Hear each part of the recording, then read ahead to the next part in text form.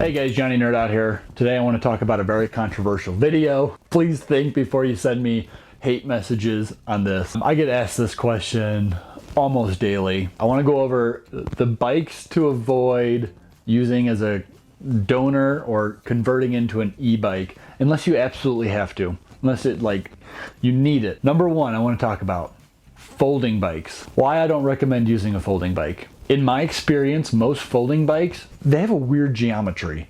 Because they have to be designed to be like origami style, and the way they fold, when they're unfolded and they're in a normal bike, their geometry is weird. Usually the handlebars are up, they're just the pedal, the seat ratio it's just off. And I don't like it. And generally you're introducing more pivot points and latches that could and probably will break at some point. So I don't recommend converting a folding bike into an e-bike. Plus there's mounting issues. Where are you gonna put a battery, the motor, where are you gonna put the motor? And if you're buying a pre-made e-bike that's folding, same issues still persist with geometry and just quality issues holding up over time. If you're somebody who lives in a small apartment, who takes the train or the bus, and you need something that folds up, then for sure, go for it. You need it, then do it.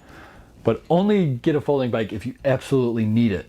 Otherwise, I would say try to find like a smaller, lightweight road bike or something that's smaller and very lightweight, that meets a lot of your check boxes that you're looking for. Number two, fat bikes. Everybody's like, I want a fat bike. And I get it. They look cool and they are fun to ride around on for maybe about an hour. I would not want to commute on a fat bike. I would not want to do everyday riding on a fat bike. It's just, you've got giant tires, 4 to 5 inch tires that don't handle pavement like that great.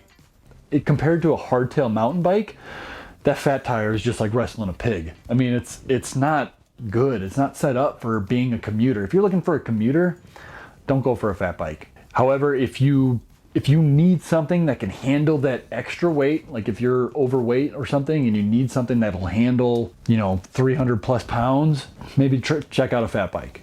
If you are a hunter, if you're somebody that needs to explore, if you're a photographer that needs to explore way remote areas off-road, yeah, and you need to have grip going over loose gravel and loose terrain, all right, then a fat tire is your bike that you should be looking at, because you need that what a fat bike offers. But other than that, I would say keep looking. I would say go with a hardtail mountain bike, put like 2.6 to 3 inch tires on it, even get like a 29. That's a pretty sweet setup right there. Those are huge tires, but they're still fairly agile to maneuver and be a commuter. If you like this one, check out my other videos. I do a lot of things like this. I just share my opinions, my unsolicited opinions. Thanks guys, have a good one.